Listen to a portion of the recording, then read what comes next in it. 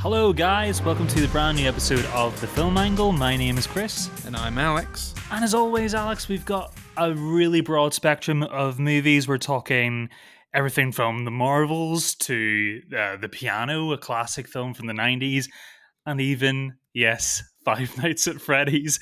We subscribe to Freddy's, and I'm not sure I'm happy I did. Yeah. We'll get into Five Nights at Freddy's later. Both of us not being. I think you said you might have played the game once, Kris. Is that correct? I've played the game. Yeah, I played it on VR once, and I've played it on my phone. So I've had the full experience at least. Oh wow, you played it on VR. Very nice, very nice. Yeah, no, I've never played it, so this was my first introduction to the Five Nights world. But yeah, we'll get into that a little bit later. You lucky man. But yeah, first of all, we got a couple films that only. What am I trying to say? Well, both of us haven't seen both of them, should I say?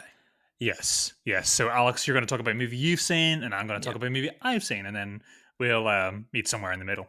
Which feels only right for the Marvels, because we do usually end up seeing the Marvel films and talking about them. And as if you've been listening for a while, you'll know that I'm a big fan of Marvel films. I'm a big comic book nerd. And then Kris, you are not as big a comic book nerd. You are just more of a kind of Marvel fan. But I would say not a fanboy. I'm not a fanboy. I will eventually I will always get round to seeing them all, and I do when I do feel like they're successful. I'm talking like Black Panther, or even going all the way back to the Raimi Spider-Man trilogy. I do when they hit it hard for me. But I like everybody else preaching to the choir here. Marvel's not exactly on a hot streak at the minute, and so I'm not exactly racing to the cinema to see these things at the moment. No. And whereas myself, I have seen every single MCU film that's come out in the last 15 to 20 years. So I felt like I couldn't not go see this one, if you know what I mean. No, you're too deep in. Yeah, I definitely feel like there will come a day when I don't see a new Marvel release in the cinema. But I didn't want it to be the one with 3 female lead characters, 2 of them women of color. No, that seems very disingenuous of you. That's not the way. That's not the one to stop on. If I was going to stop at any, I probably should have stopped on Ant-Man Quantumania and waited to rent that from my own house and then subsequently turn it off in a rage or something. Well, the stuff that happened after what came out after that movie, so it's you weren't to know. No, exactly. So, yeah, I mean, that being said, like I didn't watch Loki on like day of release like I used to with the other. That is Marvel weird shows. For me. For me to hear that from you is really strange. I pretty much waited for it to finish. I still watched it. Binged it in a day. Yeah, a few days, I think, in the end. Didn't have a clue what was going on, not going to lie. But Marvel's kind of getting a little bit like that, and I feel like the Marvels definitely felt like the film where if it was going to happen, this was going to be the one, because it felt like going into it, you need to have seen at least 2 TV shows and 1 film to be fully caught. Well, they make that explicit in the trailer, don't they? I mean, yeah. Captain Marvel's had her 1 film. She's then been in 1 Avengers film. And then Ms. Marvel was a TV show from last year. Monica Rambeau is introduced to us in WandaVision. So yes. To learn about her and how she gets her powers, you have to have watched that. However, and I know they did it in the trailers and all that kind of stuff, the film does recap it in a way that does work. So you do have quite a very heavy expositional front end of the film. Okay. A lot of kind of staring at things and voiceovers, with little clips from the past, audio snippets coming in to remind you what they've been through. There was a lot of that. Well, this is where I'm interested, because although, you say that you're a Marvel fanboy, but I don't get that fanboy nature from you, though. I do feel like you're objective. When I hear, I hear certain other opinions online from Marvel fans, they will always be, there's nothing they can do wrong in their eyes. I know you will sort of try to pick it apart and watch it as a casual viewer as well. So I'm very interested to see where you fall with this movie, because it is kind of considered, critically at least, and by the box office, probably the least successful Marvel film to date, which is a shame considering that it might be. It looks like it could be a lot of fun. Well, it is a lot of fun, Chris. Actually, it is a lot of fun. It is not the worst Marvel film they've ever made. It's also not the worst Marvel film they've made this year. Oh, That goes very easily to Ant-Man and the Wasp: Quantumania. Is it a good Marvel film? I don't know. It's a different Marvel film. But it feels like a two-parter comic book issue that feels kind of like, we're just doing some fun stuff. In fact, it feels very much like the old Marvel comic team up comics. I don't know if you ever read them, Chris. yeah. The early days of when these characters used to come together. Now this is rubbish for a podcast, but I brought a comic book with me. Oh wow. It is Spider-Man and Wolverine. And yeah, man, it's from 19. Wolverine looks like he's about to take a shit. He really does. He really does. The artwork does leave a lot to be desired in some places, but it's nostalgic. It's nostalgic. Yeah, there's a retro charm It smells old. It smells old. It smells lovely. It is. It's from 1962, and what I wanted to point out about this comic is that you're seeing Spider-Man and Wolverine team up. That is great. What is going on? It makes no to that. sense. There's bloody knights in here and dragons. It's Wow, stupid. what is going on? I used to love, like, when I was a kid, I used to watch the old X-Men TV show and see all the crossovers with that. I used to love that sort of stuff. I just thought it was so, like, bizarre. I would see all these people in the same room. So I get that. Yeah. What is going on? I don't I see lots of hands in the air all going towards Spider-Man, so yeah. But this is the point I wanted to make. The story is ridiculous. It is stupid and it is silly and it doesn't make sense. But seeing those two characters team up, lots of fun. Classic comic. Excellent time. The Marvels feels very much like that. I like Captain Marvel. I'm looking forward to seeing, where Brie Larson goes with her because she is a brilliant actress. And she has a lot more kind of fun to be had in this film. I think she was quite dour in her previous installment. And she's, allowed, story-wise, to free up a little bit here. And That's then you good. have Captain Rambo, who again, I don't know her much from the comics. So I will say that, but seeing her come to terms, she has a very personal connection to Captain Marvel, to Carol Danvers. So seeing those two kind of interact in this kind of way is brilliant. But then most importantly, Iman Vellani, who plays Kamala Khan, Ms. Marvel. An absolute delight. An absolute delight. And as part of the story, if you didn't watch the TV show, is a Captain Marvel fangirl, essentially. Yes. Like hardcore. So you can imagine, which is a really good concept for a character in this universe, really. Absolutely. So you get to see her meet her idol and kind of freak out about that whilst having a very integral part to the plot as well. So seeing those three characters and those three actresses come together, they have a lot of chemistry. It is great fun. The story is stupid.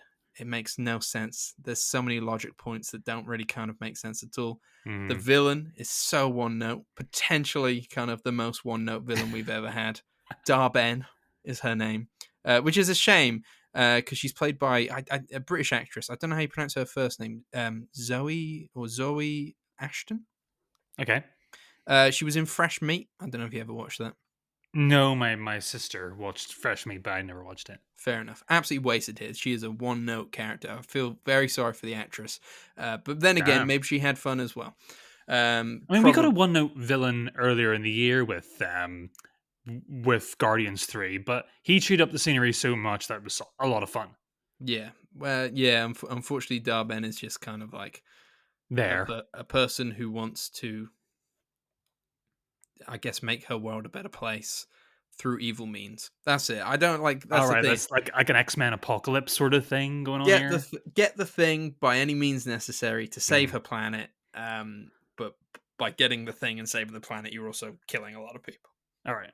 Okay, that makes sense. We've heard that before. Yeah. Yeah, it's stupid. The whole thing is silly. And like when you take in the interconnected universe, and we've just come off Secret Invasion with a very sour, very dark and moody Samuel L. Jackson playing Nick Fury to here where he's just wisecracking jokes. He's silly. He's fun. I love this version of him more, but Mm. it doesn't make sense in the wider scheme of things. So this is why it just feels like a very like two-part issue Marvel team up comic, very silly. But do you know what? I had a lot of fun. I had a ridiculous amount of fun with something that feels kind of half baked, if that makes sense. Okay. Okay. So it's not going to set the world on fire, but if you open yourself up to it, you're going to have a good time, is what Yeah, we're saying. I wish it had been sillier. There are moments where it is silly, and it doesn't fully commit to it. There is a planet where their language is song, so as you can imagine, it allows for the Where first can I kind of see this movie? allows for the first ever musical moment within a Marvel film, and I like that. it's good. It's good. I like that too. It could have gone further. Ah, It could have like gone further. like Doctor Strange, like it could have went further with that stuff too. Yes. Go further on the silliness. There is one moment in particular, Chris, that I really want you to get to. There's a bit in this film that is made for you, and that's all I'm Okay. going to say. Come back Okay. in a future episode to find I out what it will. I is, will. but you'll know exactly. You'll know exactly what it is when it happens. You'll be like, I'll ah, get the this is the reference. scene that was made for me. Okay, I'm looking forward to it. You've sold me. You sold me. It's fun. Um, It's not good, but it's fun. yeah, I have a few bit of homework to do with catching up on some of the TV shows. I think I'm caught up with the movies now. So yeah, a couple of TV shows, and then I'll dive into the Marvels. So Nice. looking Yeah, forward to I it. don't imagine it'll be long before it's on Disney Plus, but yeah, it's a shame this is the one that seems to be the anchor that's kind of dragging along the surface, pulling Marvel Studios down. It's a shame that this is the one to stop it. I definitely think I would have preferred it if any film was going to do it, it was going to be Ant-Man, which I know didn't do amazingly. But yeah, it is a shame that the Yeah, three female lead film is the one that kind of I stops think Marvel. the real, well, I don't know. I think the real tell will be the next release and see how well that does. Because it depends. I think it is character related and a bias towards characters. I remember, No Way Home was not that long ago, and that thing nearly broke cinemas in terms of how Hmm. popular it was. So it'll be very interesting to see what they bring out next, and if that is popular, and if it's not, then maybe we are seeing the fall of an empire. But Maybe. Well, the next film is Deadpool 3, which obviously brings back Wolverine. I haven't Um, seen Deadpool 2. Okay, I forgot. I didn't even realize like they were kind of in. I was the MCU main canon. they're not, or but this one is going to be because it's Oh, now more owned by homework. Marvel. More homework, yeah.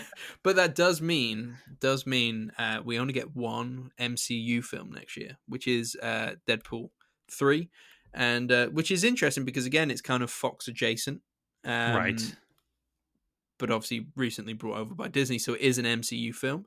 But apart from that, no other MCU films next year. They've all been delayed by a year, which I think is probably for the best. I Yeah. think a little bit of space away from this franchise is not a bad thing. They're Assassin's Creeding the series. Get me they're excited. Get me excited again for Marvel films. I haven't been gonna turn. excited for one They're in a gonna turn long Marvel time. into an RPG. Come back fighting. That Yeah, was not a good idea from the Assassin's Creed people. I'm just saying. I agree. I agree.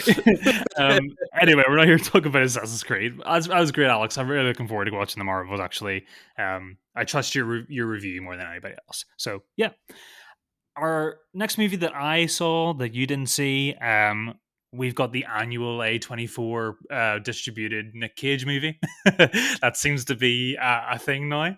Um, Think that's so true. It's like an annual surprise now. That's such a yeah, this time around it's a dream scenario.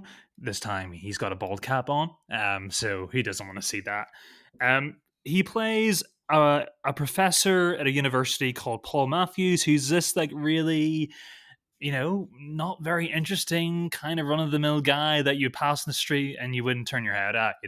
He's got a very simple family life. He's got two daughters and a wife, and yeah, there's nothing too fascinating about him. I think most people in his life kind of get bored of him too. He doesn't get invited to the dinner parties that other professors have in the college because you bore them to death.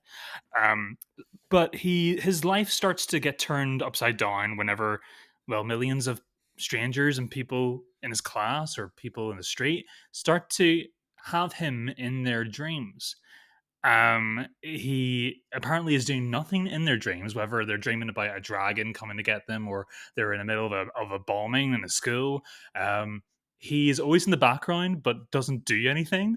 And this is like he's both like absolutely fascinated that he's become a celebrity overnight with this thing, but he's also so disappointed at himself that he doesn't do anything. When somebody dies in a dream, he'll just like walk past or wave at them. It's just quite, it's quite funny on a comedy level. Um, but then this sort of overnight success, this TikTok fame boom that he's getting, kind of turns into a nightmare once he actually starts doing things in their dreams.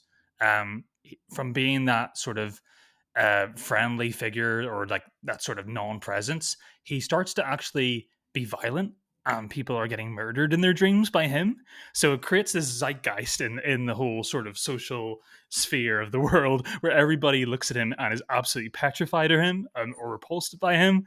And yeah, it's quite a fun premise for a film. And he's we watched him deal with things mostly in a bad way. He makes really bad decisions in this movie. Did I like it though? I think I did. I think it's a really fun time. It's quite hard to compare, not to compare it to Ari Aster's Beau is Afraid. And it's actually interesting. Interestingly, this is executive produced by Ari Aster. Oh, Um, okay. it's directed by Christopher Borgli, who is a Norwegian filmmaker. He directed Sick of Myself last year. I haven't seen any of his films before. Um, it does feel like a short 20-minute movie, like a really good concept idea that's got stretched into a full movie that doesn't really, it's fun, but I don't know if it has a lot to say. Like, there's not a lot of sting by the end of the movie.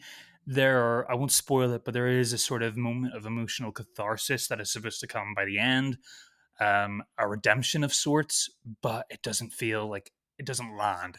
And that's the whole thing with this movie. It's a lot of fun, but the second half really drags down. It doesn't really stick the landing. You're there for Nicolas Cage giving another outlandish performance. He does this thing like he's such a nervous guy. He goes to meet a fellow professor at a dinner that he hasn't met in years, and he's literally on the table with the menu by himself, practicing how he's going to say hello to her. And it is, it sounds pretty like mundane, but whenever it's Nicolas Cage does it in a very Nicolas Cagey way, and it's a lot of fun. So that's why you go there. It's a solid movie, but it could have been more. It is like a weaker Beau is Afraid for me. Fair enough. I am still quite excited to see it, mainly because of that premise. As a one-time wannabe screenwriter, when I heard about this film and what it entailed, I was just like, oh man, what a brilliant idea. What an excellent idea. That is a writer's dream, to be faced with like a premise like that is like so interesting, to be like, here's this thing, this random thing that happens. How does the world react to it? And I just love that. In my head, I was like, oh my God, this could happen. This could happen. Like before I'd, even seen a trailer, I was like, there's so many ideas that could come from this. Mm. So it's a shame to hear that maybe brilliant premise, not so brilliant in execution.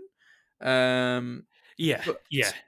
I'm still intrigued. I'm still intrigued because it's such a cool premise. But I think our listeners need to know, Kris, on a scale of Nicolas Cage to full blown Nic Cage, how cagey is Nicolas Oh, Cage? Nicolas Cage is full cagey here. He Full, is. like a He full really 10, is. like a 10 out of He, 10 Cage. I'd say he's like a 9, Ooh, but like, that's quite strong for this kind of well, film. yeah, yeah. He makes choices like he always does, and they often make you just like a puddle in the seat, laughing, just trying not to like upset everybody else in the room. Yeah. um, yeah, there's a particular scene that is really like obscene, and it's not even worth. It's too embarrassing to even mention over a podcast, but I was laughing for a good like 5 minutes. I couldn't shake it off. Yeah, and that's the enjoyment I got out of this. It does go for those emotional hooks. It does go for it. It does go for it by the end of the movie, Yeah. and you just don't. It has the ideas there. Nicolas Cage, he's turned up and he's done the job, but by the end of it, it's not fully formed. That's what it is. Okay. I'm intrigued. I'm still intrigued. People really love it. There's a lot of people out there who really, really love this movie. So I'm on the fence, but you could come out of this thing loving it. Fair enough. Well, I guess that begs the question: is it as bad as Five Nights at Freddy's? That is the silliest question I have ever heard in my life. we kind of mentioned that we'd seen this last week, Yes. and we were debating whether to even talk about it on the podcast, because I think it was even quite apparent last week that neither of us liked this film, but we did. We were together the other weekend, Yeah. and it was a slightly hungover Sunday, if I remember rightly, Yeah. and we just wanted a night in with some pizza and a lot of Well, this water. movie's very pizza orientated. Pizza orientated, a lot of water, and we just needed something silly to giggle along at. Not that we went in thinking this was a comedy of any kind, but we'd heard pretty mixed to low things about Five Nights at Freddy's that we thought it should be a good laugh. It didn't even deliver on that promise. Yeah. That's probably true. That's probably true. We didn't laugh as much as maybe we were expecting to. It's more like frustrating. You go into this film, I know it was panned by critics, but audiences seem to really like it. Audience Rotten Tomato scores are really high. Generally, there's a big fan base for this thing, and it's really, really successful. People going back to see it multiple times and picking up all the Easter eggs. Apparently, the fans of the video game are really, really into it. It makes me It's so... a much younger generation of fans, I think, than us. Because I remember when we were working at Toys R Us, we were selling a lot of Five Nights at Freddy's stuff. There was a lot of merch. Okay. There was Funko Pops. Yeah, there was the big plushies. I didn't really know what it was, but I was like, okay, it's just another kids thing. Obviously, kids are old enough to go see this in the cinema. Not that I think it's only a 12A or something like that. But yeah, it's clearly garnered a lot of attention. But yeah, its audience is younger than us. Okay, I'm actually going to stick my neck out there and refuse that sentiment, because saying that it is a younger audience's cup of tea as opposed to ours, and we're just not like, we're too old for it, is like me saying that when I was a kid I thought Cat in the Hat was a masterpiece. I would have been stupid for saying that too.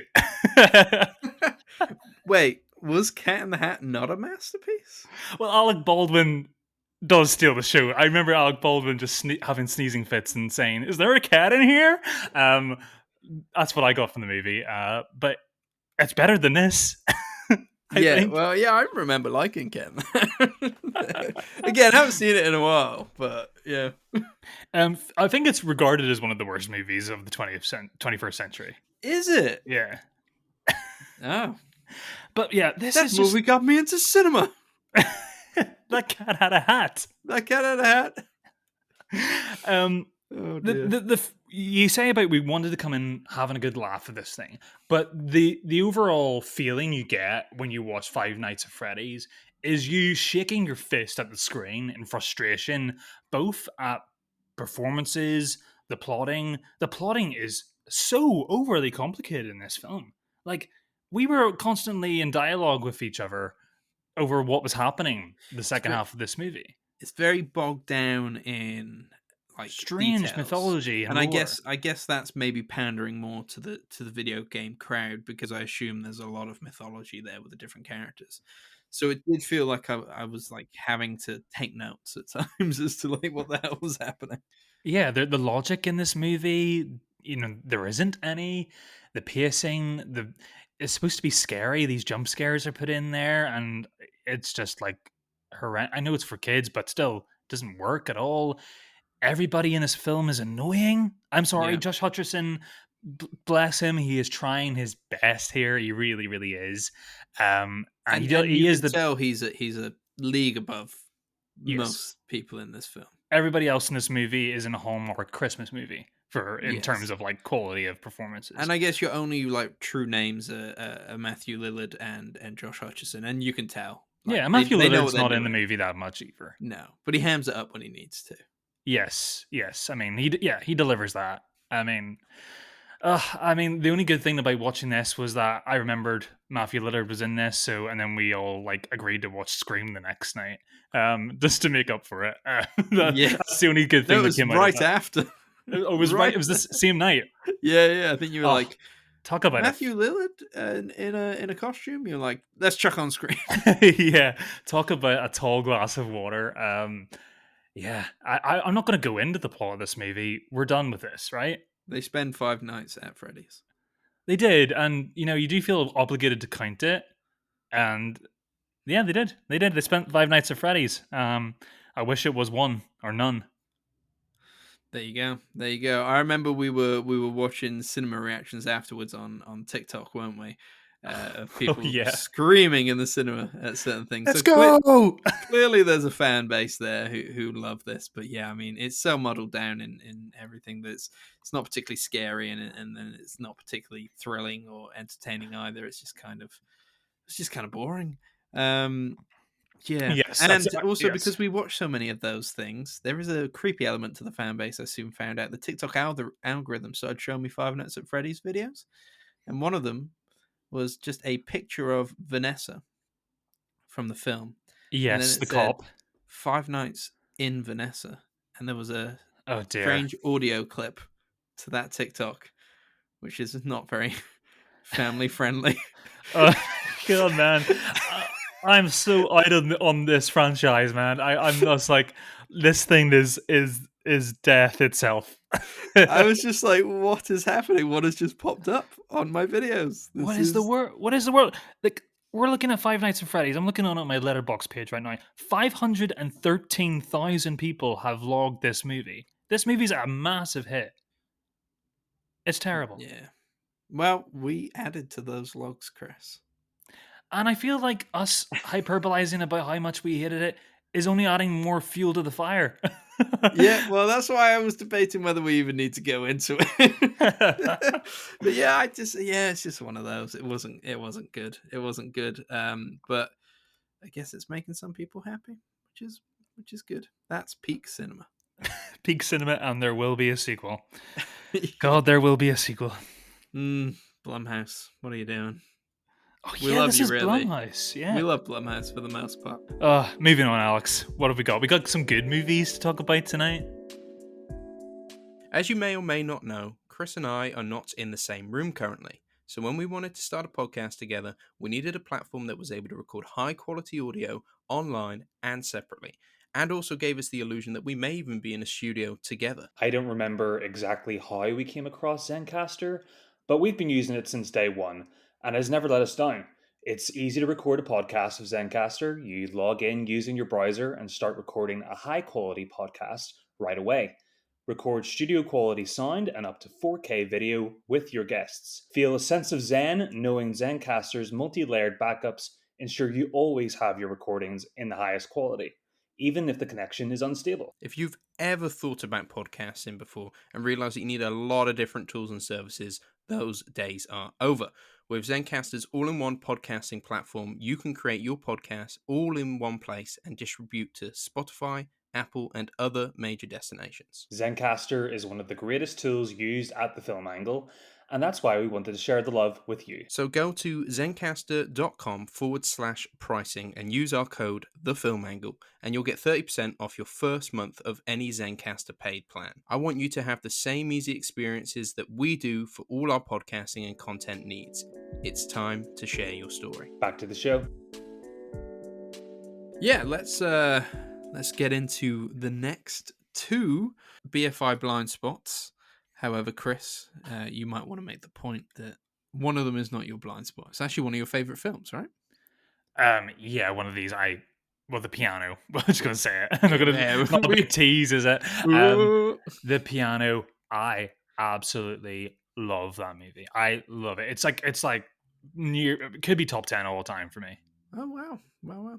But to begin with, we start with Chantal Akerman's News from Home, and I believe this is your first and my first kind of taste. I don't know if we want to say taste of Chantal Akerman. Sample of Akerman. Sample of Akerman. You know what? It wasn't weird until you made it weird. Yeah, that's true. That's true. Let's just say sample. It's sample, yeah. Yeah, Who you're right. is gonna end up who ended up at the top of the list in last decade's Hmm. thing. This Sight and sound decade's list with yeah, Sight and Sound list. with Jean Dielman. Yep. So number one. So we're getting there. We're gonna get to the magnum opus, the greatest film of all time, which we have neither of us have seen. So yeah, it was good to get a first little sample of her.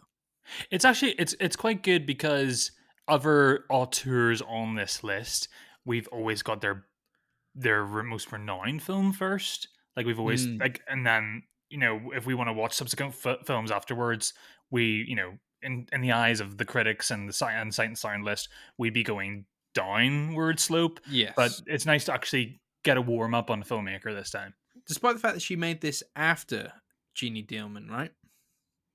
Yeah, I believe so. Yeah, but you know what I mean in terms of like, Yeah, in terms of warming up how for their, people rate yeah, it. Yeah, I'm just exactly. saying, like, she couldn't top the big one, She couldn't top it. She peaked. apparently. But it gives us an idea of what we've got to expect, I guess. Okay. And what kind of idea is that from this film? Slow. No, I'm joking. No, we all know that apparently Jeannie Dealman is quite a slow film that deals with kind of the minutia of day to day life. News from Home is an avant garde documentary Hmm. that is basically shots of New York accompanied by a voiceover. Where I think, and it is Chantal Akerman doing the voiceover as she reads letters that her mother sent her um, during her time living in New York, which was from 1971 to 1973. And it's just her mother's letters. There is back and forth, but you don't know what the back was. You don't know what Chantal Ackerman wrote back to her mother. Yes. You just know what her mother wrote to her, which is really interesting. Um, but yeah, it's essentially that is it. Shots of New York accompanied by these letters. And it probably helped that I think around this day I might have like been deep into Spider-Man 2 PlayStation 5. So I'd been swinging around New York quite a lot. Oh my goodness. I'd been swinging through those streets. I was in New York. I was New York. I was dreaming of New York. You were able to like map out every location in this film. I mean, I climbed that. I I swung that. web, I web went through that bridge. I fought Rhino there.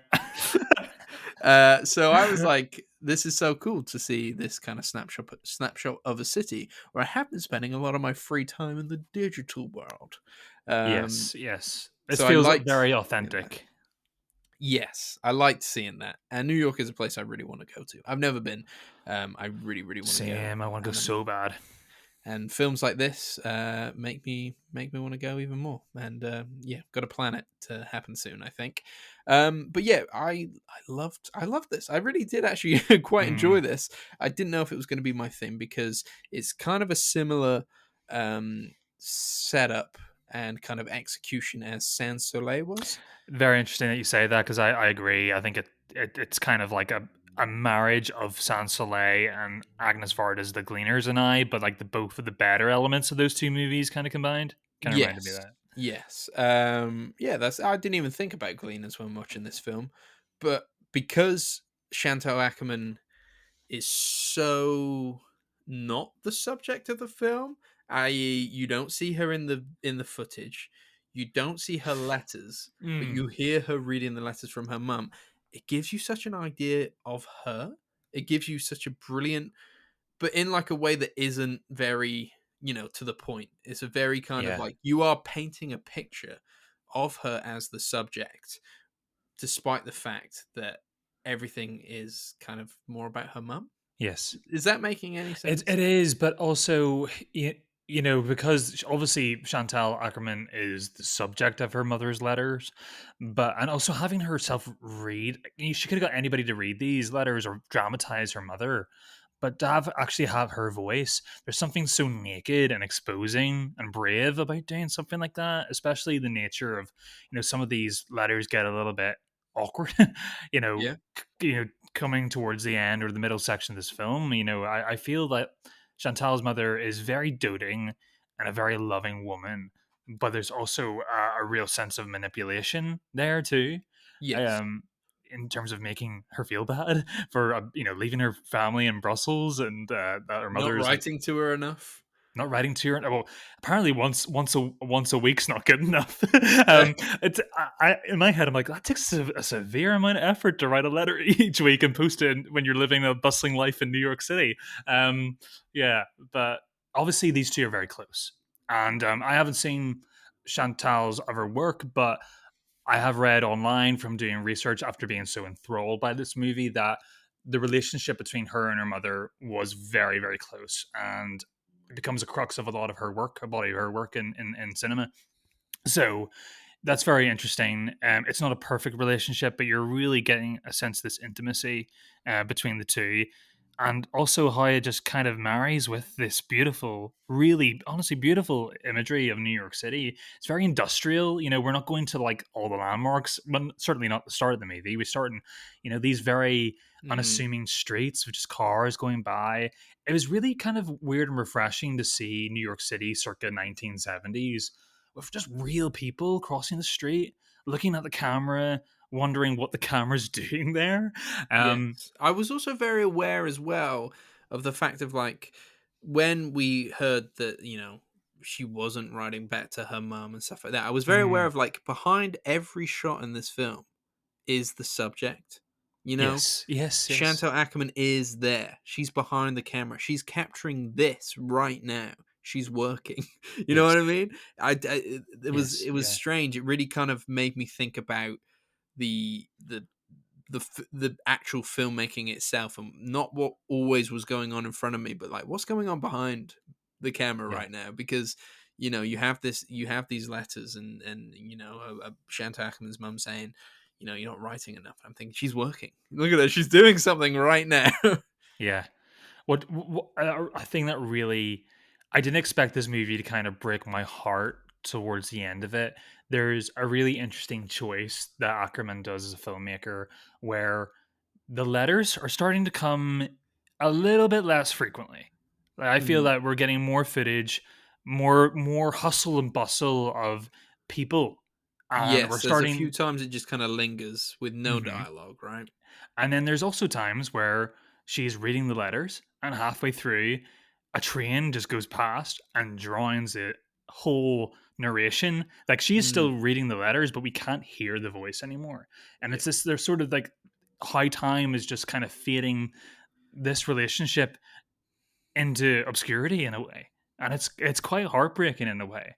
I Mm. don't know what the relationship was after this, if it healed, or if she went back to Brussels and mended that. But it does feel like something's slipping away, and her mother's desperately trying to cling to her little girl, but in a way that's suffocating, and you feel Mm. that suffocation in a way, and you also feel the guilt from Ackerman too. There's so many layers going on. It's such a simple movie about reading letters to the backdrop of New York City. It's I didn't expect this from this movie. No, no, especially when, like you said, it is shots in New York City with letters being read out. I was like, okay, are we in for another Sans Soleil where I'm a little bit bored? I was expecting the same, and I Um, was so surprised by how quickly it gripped me with so little. yes, yes, I was as well. I really was, because I can get fidgety during these types of films sometimes, Mhm. and I didn't get fidgety. I think it I was keeps itself. engrossed. I was really in it. I think it does a good job of keeping its premise and its ideas simple but not overdone. And I I really hate, because obviously a lot of people are a lot smarter than me, and caught something in Sans Soleil that I didn't. But Mm, that was just an example of so many ideas being thrown at me at such a dexterity that I just couldn't keep up with um, with what the filmmaker was trying to say. yeah. It was confusing, and but the message ran true and clear, and I love. There's a moment here that I just feel like I've seen New York City. I've never been again. I've never been in New York City. I have no sort of jurisdiction to say this, but I really just felt like I was there. There's this one shot that goes on for about 10 minutes where she has the camera in a car, and it's going down just this one street. and we see the World Trade Center, we see like the big titans of Manhattan going past, and but we're in a street that's so industrial. We're like all workers going past, blue collar guys and girls going past the car, whilst we get these big industry titans in the background. I feel the real like 3D depth of this city and the eye that Chantal has. I've never seen New York kind of shot in that way. We see a lot of movies set in this period, but to see a documentary just actually really grasp a time and period, as well as also just being like it's not just a background, it's got depth to it. It marries with the story, but you're also just kind of enthralled by the imagery too. So it works on two levels. Yeah, Yeah, yeah. I'm talking myself into this even more. I think it's a magical movie. yeah, absolutely. Yeah, I'm with you there. I'm with you there. I did in the quiet moments think about Spider-Man. Is that okay? Did we get the Chrysler building in this movie? I don't know. I just thought like, I wonder if I've swung there. I wonder if you swung. I'm sure you have. There's a lot of water towers on top of these buildings, and I know I've seen you play Spider-Man, and you jump on a lot of water towers, so you can pretend one of I go those is one of those. through I go water through. tower. I go Do through you? them. Yeah, I web slip through them.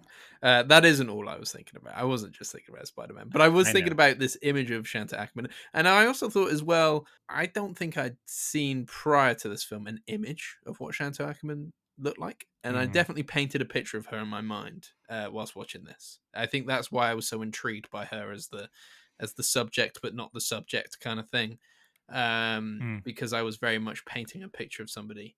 Um, but yeah, no, very interesting. Yeah, really, really like that, and I thought it was the perfect introduction to her as a filmmaker because it's so personal, but also kind of an introduction to her style. Yeah. So yeah, I think I'm looking forward to seeing more. It's You're, not, to be honest, I hadn't really heard of Chantal Akerman before this list even got made. So it kind of shows maybe my naivety, but also a mega blind spot. So yeah, looking forward to kind of seeing when we finally get to the end of the list our big blind spot, Jeannie Dealman. So what are we gonna do with ourselves when this list is complete? well, we've talked up a couple of things. I Yeah, think we've we got go ideas. completely the opposite way. I think we do Fast and Furious films. Oh my god. Well, there's only what? Oh, probably isn't there like 20 of those? So we're actually are sorted for another year. But yeah, no, great. Definitely recommend it, guys. Just check it out if you can. But when you're in the mood for it. But you know, we were both enthralled from the beginning, so Yeah, definitely catch up with News from Home. it's quite Um, cozy. It's quite like a it is nighttime cozy. film. There's like no minimal to no soundtrack in this. It is a very quiet film. Mm. It's not going to wake your partner up if you decide to put it on in bed. So, Ooh, I is it disagree. The train scenes are quite loud, okay? Well, when you yeah, and they jump cut to a train going past. So it's like, and then it's like, you're like, Jesus, turn the like, volume down. Good God. would you rather be in bed and your significant other woke you up for the sound of News from Home or Five Nights at Freddy's? She might think I'm a bit weird if I watch Five Exactly. Nights. At least they think that you're like a sensible human being. Yeah, Anyway, except they just think they're about to be hit by a train. whoa, yeah. Holy shit! uh, great, yeah, great film. I think I love The Gleaners and I think it's my favorite documentary that we've seen in the BFI so far. Personally, I think you're more a Gleaners and I guy. Yeah, I'm a very much a Cleaners and I guy. Yeah, Yeah, but I adored that film. absolutely. But yeah, Adored it. j'adored it. J'adored it. Moi, j'adore Agnes Varda. Is that right? No, Because I have no j'adore idea. means I loved. Oh, does it? So you're saying me, I loved me, I loved. Look. I don't know French. I've gone on record saying it, man. I said poulet pou anglais to someone. I have no idea what I'm saying. Oh my god, you did. You said was it a taxi driver? Gas station in Canada, in Even worse. French Even speaking worse. Canada. I said chicken nose English.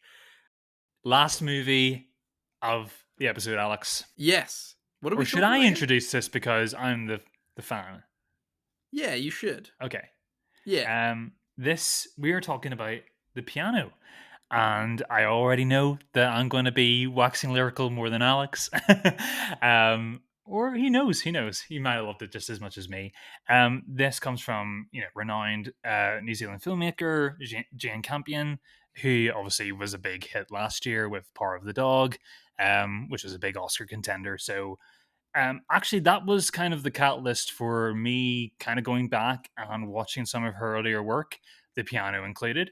And it's strange for me to see for a movie I only watched like a year ago, and it's already pretty cemented in my like top of all time. Mm. I've watched it a couple times since watching it last year. Oh, so Yeah, last year was your first time watching it? exactly, Oh, exactly. okay. I thought, yeah, the way you talk about it, I thought it had been like one of your favorite films for a long time. I deep dived on this movie after I watched it, and I watched Wow. it subsequent times, You do and really like this film. I do. I really love it. It's like it's melodrama in the best way, and I think I still have the score come into my head at least once a week. That piano Yeah. melody that just thunders through this movie. I think the performances are so entertaining and such good casting. I think seeing Sam Neill in this movie kind of doing a role that is so kind of perverse and kind of against type for him at the time. He's such a brave actor, and Holly Hunter, obviously, and Anna Paquin, the second youngest actress to ever win an Oscar Yeah. At for like this movie. 11 years old, right? She had a full meltdown when she accepted the Oscar award because it was so overwhelming for a little girl that age. And Oh, she, have you never watched the Oscar acceptance speech? no, I She don't she think I have. hyperventilates on stage, and she Oh, struggles to breathe, and then after everybody thinks she's about to pass out, and then about 15 seconds later she composes herself and carries on with the rest of the speech like a pro. um oh, little yeah, Anna Paquin. it is very, very precious. Yeah, this movie is great. It's set in the mid 19th century. Holly Hunter plays a mute woman who is sent to New Zealand along with her young daughter and her prized piano, the titular piano. um, as she has been agreed to an arranged marriage to a farm worker, or farmer, actually, should I say.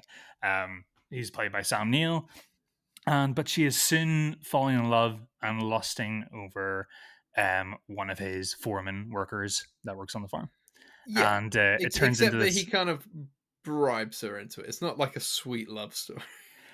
No, this movie is like you think this is going to be a sweet love story of some sorts, but then it turns into a movie kind of about obsession and sex and lust and repression, all Yes. those sort of things. And And it is a you're movie that makes you're sitting there watching, yeah, nodding, yeah, I'm enjoying this, and then suddenly something happens, and your jaw just drops to the floor in disbelief. It's very good that way. yes, I was yeah, it's quite an uncomfortable film at a lot of points. And Harvey Keitel and Sam Neill play particularly reprehensible people, I would say, for the most part. Yeah, yeah, yeah. I mean, Sam Neill more, I would say. Yes, I mean Harvey Keitel does kind of pay Holly Hunter for sex by holding her kind of voice, her way Hmm. of expressing herself at hostage in the form of a piano. Okay, yeah. I f- When you put it so black and white like that, yes, I didn't that think is what happens in the I movie. don't think he's Prince Charming. I don't think he's Prince Charming, but I do think that Ada, Holly Hunter's character, is absolutely enthralled and excited by this prospect. In her otherwise very mundane life, obviously she is kind of like she is, um, she has her daughter who she has a very tight relationship, but she is completely non-sexually liberated, or she is engaged to a man who is so unexciting and so ready to just have her as the little wife. And she is so Yes. much more because she hasn't got her voice, but internally she is so much more than that. She is really one of the, such a really inspiring, strong woman on screen. Like she really has all these very deep connective thoughts, and she is so talented, and she wants more of a life for herself than what this guy can offer her. Yes, and I think it's very interesting. Obviously, the film's decision to have her play a mute person. The idea that obviously she can't say anything, so like the men around her just want her for the Mhm. kind of image. Like the company has to be sexual. They can't talk to her. They don't even know how to sign to her, and I don't think either of them attempt to make even an effort to Yeah, learn how to communicate with her. So she she is uses her daughter to communicate. yeah, she is just kind of a sexual reward for these men, I would say. She's low risk in terms of, they can't she can't voice any opinion. She can't go against the mold. She can physically, but that only goes to some extent. Yeah, Obviously, the sort of oppression of the male gaze. If he's Sam Neill's not afraid to go violent with her, if it displeases him. mm, He has a lot of sexual hang-ups too that kind of really boil and under the surface here, and they yeah, kind of come to fruition in really interesting ways too. There's a lot of voyeurism involved in this film too. Yeah, he gives a really interesting performance. yeah, yeah. No, they. I mean, performances all round are brilliant, and like you said, Holly Hunter, she there's so much going on underneath the surface there, and the film is essentially about the fact that she has so much talent, she has so much to say in a way. Through her piano, and it is the one thing that, like, for a lot of the film, she can't get to, and is used against her. And she's living in a time where she cannot express herself to the fullest degree. And I think there's a really interesting metaphor, even at the end. Maybe prior to the Hmm. happy ending, she kind of gets where she's on the boat and she's leaving with Harvey Keitel's character, and she wants rid of the piano, and she uses it almost as a way to take her own life, but second guesses it at the very end, or at Hmm. least backtracks on it. I just thought it was really interesting. She at that point it would almost be like she's lost her voice. She is nothing to these men but kind of like a sexual object. And she's kind of at the end of her tether. This is not a period of time that treats her nicely. I almost thought the ending then after that was maybe too happy, but that's just me. So interestingly, Campion did go on the record in an interview over the last couple of years where she said that the original intention in the script was for Ada to die, Yeah, which is um, really dour, which but is dour, and I actually think would disservice the film a little bit. I don't know. I think I it would completely make her a complete victim to this situation. In a way, it's a test of strength that she overcomes that overwhelming feeling at the end of it, and it shows the power of a woman at that time period. She's not completely silent. She's not completely complicit into how men can rule over her emotions. She can overcome that in her own way, and her silence is in a way is a form of solace. that's um true. But I do think it kind of paints the idea that Harvey Keitel's character is like the best of this of like a weird but rapey love triangle. it's strange. We are dealing with a context that is completely out of our own, Mm, in our own modern time. I do feel like these two characters love each other. I do feel that Keitel's character, although problematic, does take risks that a man of that time and period and stature wouldn't take for somebody. He was just a piece of meat to them. I feel Hunter expresses that in her performance too, that she loves this man outside of the lust that she gets from him. I do feel that there is a sort of twisted Bronte esque, romance involved in this. I don't think it's there are obviously problematic elements if you're looking at it through a modern lens. No denying that at all. But this is I do see this as a hopeful ending in a way. I do feel yeah, that he will give her a lot more agency in her life that she ever would have had with the Samuel character living in New Zealand. I do That's feel true. that It's that the there better is of light two at the end of the evils. tunnel. Yes, I feel that Yeah. it's better than her dying over all this. Yes. Though I don't know if I would have been. I don't know if I would have disliked the ending had she. I don't know. Maybe like the You music don't. could It's have. one of those ones you don't know until you see it, right? Yeah, maybe the music could have lived on in Anna Paquin's character. I don't know. You know, Anna Paquin's so good in this too, isn't she's she? brilliant, and like She's very again, cheeky. cheeky. Obviously, is the kind of conduit to Yeah, and people actually she's being able to communicate with her mother. And then at the end, or like, in the third act, is very much her childish naivety brings in a lot of pain because mhm. essentially she kind of, rats on her mum. I don't know how to say Yeah, it in well, yeah, like a but nice way. Like she doesn't she uses understand it the as like a childish complexities. playground, like mini revenge in a Yeah. moment because she was berated by her mother earlier in the story, and she doesn't know the consequences of the action and ends up getting, you know, her mother Ada gets her finger cut off. Yeah, which was Um, shocking. I literally my jaw dropped during that scene because I didn't know we were gonna go that way, and I was so angry. I was and you like, hear "How dare you? and How just dare you take hearing our finger, man?" I thought he took a whole hand at first, and I was like, "Oh my god!" And so and it the was just a blood splatter finger. on Paquin's face, Oh god, I was and then so angry she says she cut it off. because you don't know if Sam Neill's actually capable of it at first because he's Yeah. like I said, he's kind of a pathetic He character. is. He He has a doesn't cowardly nature to Yeah, himself. he doesn't seem violent, and when he knows that she's having an affair with Harvey Keitel's character, he's like you said, there's a voyeurism to it. Like he kind of He crawls under the floorboards of the house and watches them. exactly he's not chopping her hand off. Then is he? Like Yeah. you're not. You don't He know that he's yes. capable of that much violence, and he literally takes away her ability to express herself.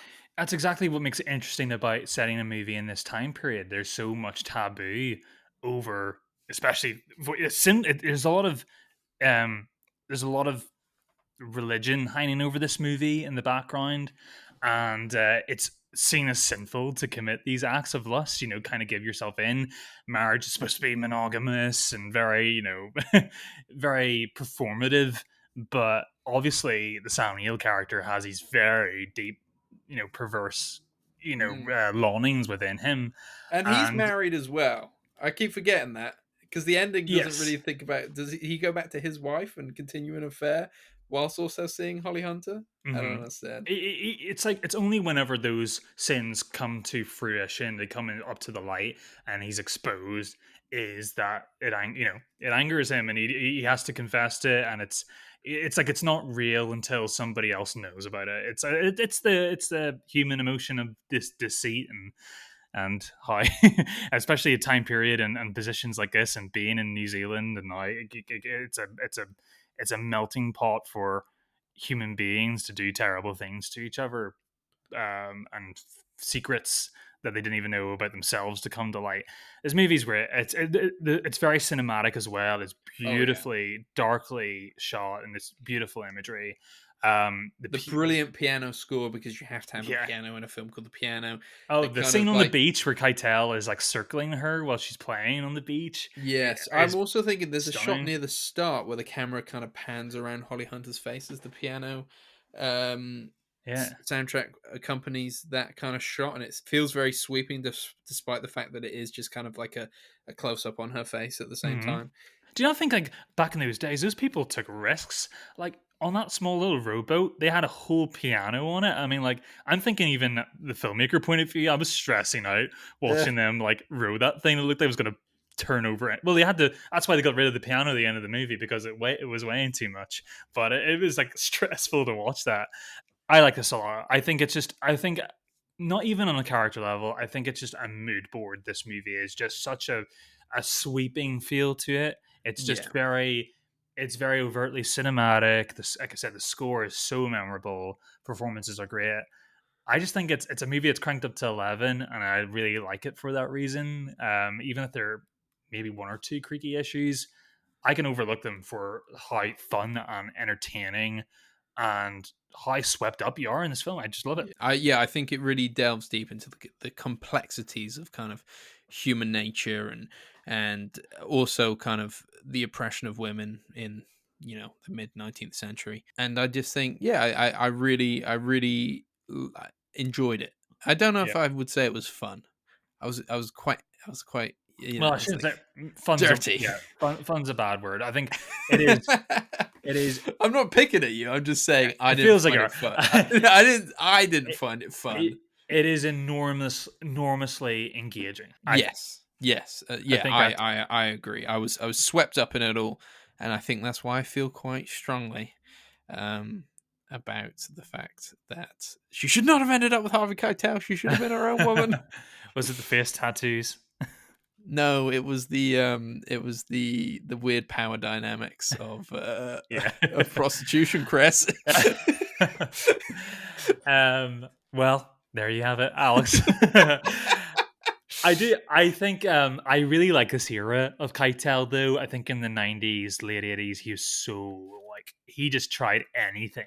I love He's Keitel for that so reason. He's good. such a he's great in this too, isn't he? I mean, on pen and paper, you see a still of Keitel. He's doing a Scottish accent and he's got face tattoos. What are we about to see? And he's good. He is very, very good. Everyone's great. Oh, he's so good. He's so good. And yeah, they're all good. They're all good. They're all good. I'm gonna go watch Anna Paquin receive her Oscar now. Yeah, it is very. It is like, oh, you poor thing. But it's like it's worrying at the start. You're like, oh my goodness, this is terrible. It's terrible that 11-year-old should be in a position like that, right? Like on the Yeah. world stage like that, accepting an award. Um, Yeah, it does seem quite early to give someone an Oscar. So we'll end it. We'll end it there. But we will be back next week, guys. We're still figuring out what we're going to be talking about. Potentially Napoleon, and mhm. potentially a couple more films on the BFI list. But I don't like promising anything because then something happens and then we have to backtrack. So Yeah, maybe somebody. Napoleon. I will be saying Napoleon. Alex, you're maybe getting around to it, so I will. it depends on that. I will. I just need to plan it in. It's all good. That's the film angle for this week. My name's Alex. And I'm Chris. Go follow us on TikTok and Instagram at The Film Angle. Tell all your friends and family and rate us 5 stars where you can. Yes, please. That does help us get seen. And leave a comment as well if you can, please. Yes, please do. So that's The Film Angle for tonight. Goodbye. See you later.